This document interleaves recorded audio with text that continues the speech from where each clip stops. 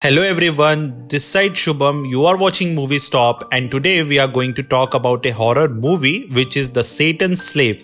So without wasting time, let's dig into the movie. So film is purely set in 1981's rural Indonesia, where a young lady Rini lives with her dad Barry, her grandma Rema, and her young brothers Tony, Bondi, and Ian. Where Ian was mute, that's why they need sign language to communicate with him. So Rini's mom Marwani was a famous singer, but due to some mysterious illness, she was totally bedridden. And that's why for communication, she was given a bell to call someone. Because she was already suffering from mysterious illness, so she needed extra care, and that's why Rini, Tony, and her dad used to look after her. So one night, Mawani was chanting a prayer while crying.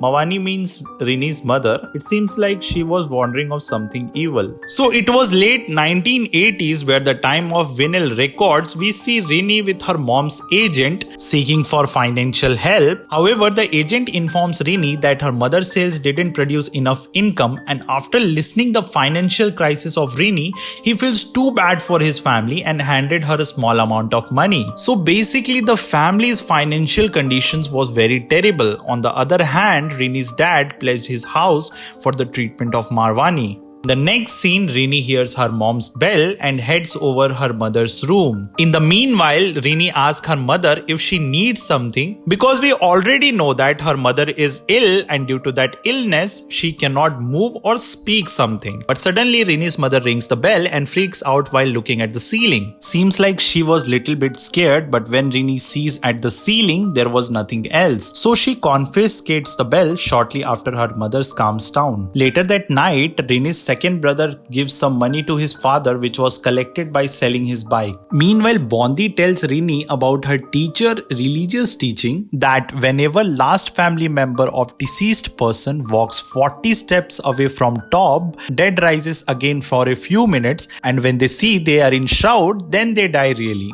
After listening to this, Rini simply dismisses it as a superstition.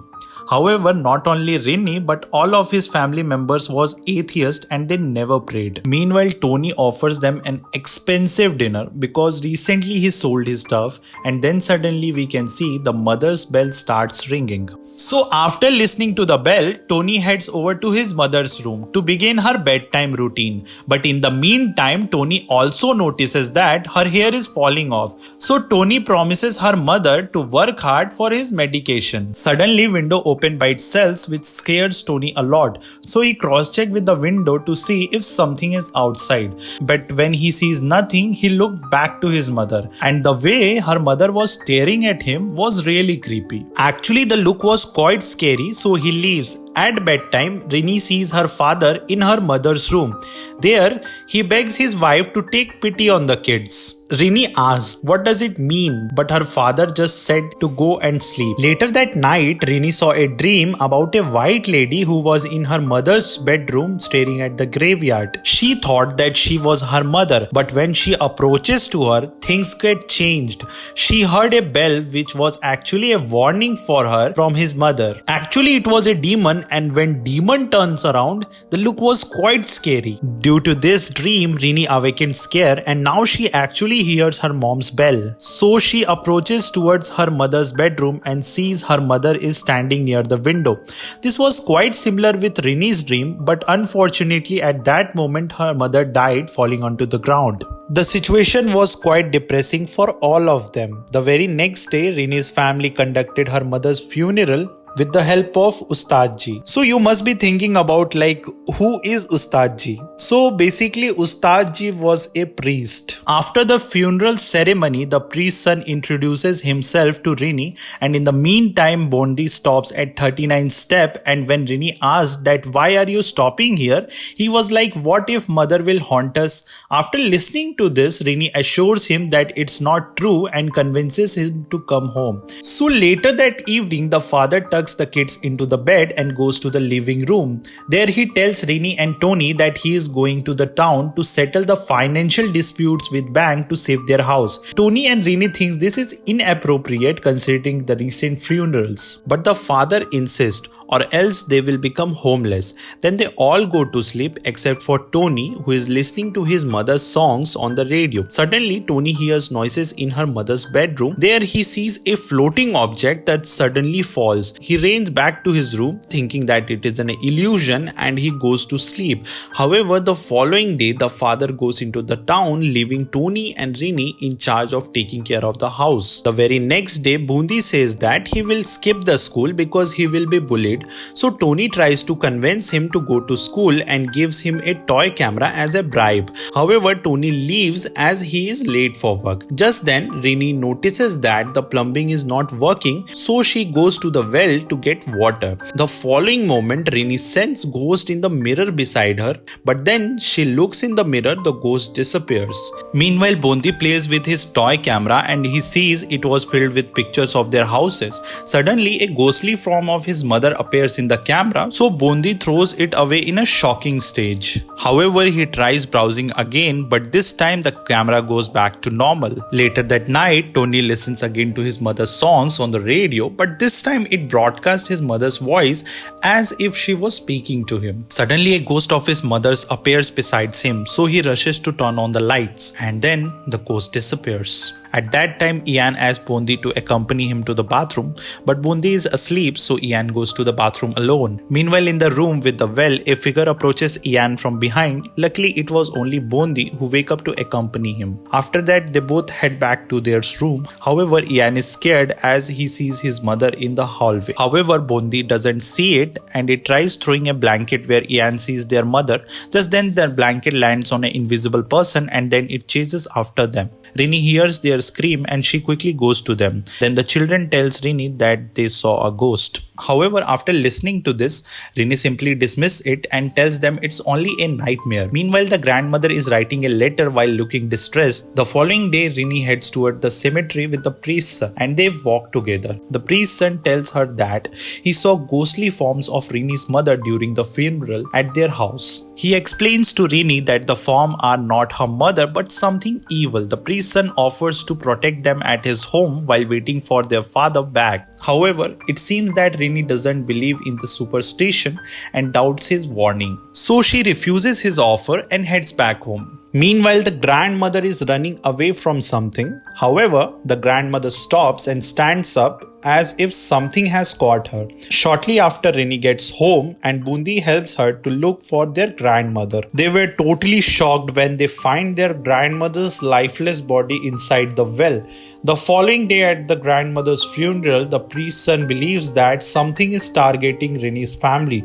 So he plans to convince Rini to accept his protection before it's too late. Back at Rini's home, we see Rini finding her grandmother's letter in her room and an address indicated in the letter. The following moment, Rini goes to the address with the help of the priest's son. There, she met an old man who is the childhood friend of her grandmother. The old man tells her that the grandmother did not approve Rini's parents' marriage because she thought Rini's mother was infertile until she gave birth to Rini and the other children, which made her grandmother doubt her fertility was coming from God. Rini doubts his story, so the old man gives her a book with an article to help her understand. Meanwhile, back at home, Bondi starts acting weird when he hears whispers in his sleep. The whispers tell him to kill Ian as he is dangerous, and he starts thinking of killing Ian. At bedtime, Ian wakes up and goes to a spot where he used to play with his grandmother. There, Ian sees a shadow figure which makes him run away. However, he gets stuck. Fortunately, the figure from the door didn't chase him. The next day, Rini prepares breakfast for the family. She plays her mother's song, but it only plays in an ancient sinister language. She ignores this and proceeds to wake up Bondi and Ian. In their room, she notices that Ian is missing. After looking around the house, she finds him outside the house in a box asleep. She wakes him up and takes him into comfort from his nightmare. After that, Tony confronts Rini about the book she got from the old man. He tells her that, based on this article, their mother wasn't pregnant from their father, but instead she was impregnated by different members of satanic cult. He also confirmed this to be true. since all of their siblings look distinctly different. He adds that in his childhood, he accompanied their mother to her event as a singer. There, strange individuals visited his mother during the events to watch over her. He further explains that the cult allows infertile women to bear children through the worship of Satan. However, they can only bear children on the condition that they give their last child to the cult at the age of 7, and then this child becomes Satan's slave, which will represent the cult. Tony continues to explain that the last child should be given up, or else all of his family members will be killed, and the last child will be forcefully taken by the undead. This part makes Tony doubt the article, but he believes it since it's happening to them. However, Rini doesn't believe it all. After the discussion, the grandmother's wheelchair appears in the dining room and worries Rini. Shortly after, Rini asks the priest for assistance, and the priest advises them to pray regularly to God. The following night, Rini prays as the priest advises. However, the ghost of her mother haunts her during the prayer. This scares her, so she takes the family to the priest's house for protection. The following day, the priest's son gets a call from the old man telling him to meet. So he meets the old man, and the old man gives him a letter for Rini. However, when the priest's son heads back to his home, he gets into an accident with a truck and he dies. Fortunately, Rini finds the letter when the priest's son's body is brought back to the priest. After the priest's son's funeral, Rini notices a figure resembling the priest's son, and she gets pulled by it to the window. Luckily, her siblings manage to pull her back in. Then they meet their father and return home safely. At their home, they inform their father of the recent happenings, and the father decides to leave the house for good. Later that night, Ian asks Tony again to accompany him to the bathroom, and suddenly Tony gets locked inside the room. Although his father tries to save him as Ian gets dragged into the well. Fortunately, the father manages to get Ian just before the figure inside the well drags him in. During that incident, members of the satanic cult begin to surround their house. Meanwhile, Rini, her father, and Tony gets trapped in a room as the grandmother's wheelchair flies at them. Then the figure in the well tries to drag Ian back in again. Bondi thinks of giving up his brother, however, he decides to save Ian instead. The others manages to escape from the room and drive away the satanic cult. When the cultists leave, they drop a bunch of beans. The following day, the family prepares to leave their home as they wait for the moving truck. Rini discovers the beans and wonders what their purpose is. She remembers the letter the priest's sons got from the old man, and she goes back to read it. The priest also stays with them before they move out. However, after waiting for a while, the truck fails to come to their house, and then the blackout happens as a nightfall. So the priest stays the night with the family to protect them. Meanwhile, Rini finds the letter and reads the article given by the old man. She explains to Tony that the last child isn't a sacrifice but a child of Satan, meaning Ian might be the child of Satan. It is revealed that in order to avoid her last child being taken by Satan, Rini's mother tricked the cult into making her pregnant again and again.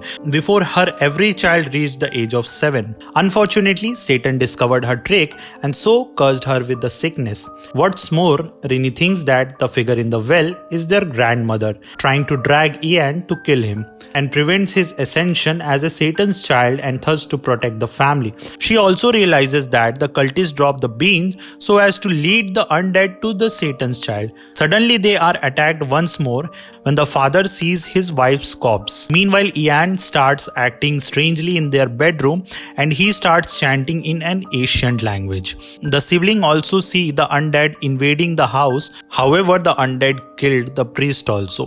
While Ian goes to his mother's undead corpse, they appeared in the backyard. The father tries to get Ian back, but Tony stops him. The family eventually gives up on Ian as the undead take him as a Satan's child. Suddenly, the old man arrives and rescues them in his truck, and they escape from the house. A year later, the family settles in their new life in an apartment. There they met a neighbor who offers them food, and as the neighbor returns to her apartment room, she is revealed to be a member of the cult as her apartment is filled with her supply of beans. Then the neighbor's lover urges to keep the family trapped in the apartment complex, foreshadowing the grim events Rini's family will encounter. So this was the story of the Satan slave. I hope you liked this video. If you liked it, share with your friends, and do subscribe the channel because it keeps me motivated for making more of these videos. So stay safe and enjoy your day, and wish you a very good life, and let's meet in the next video. Till then, goodbye.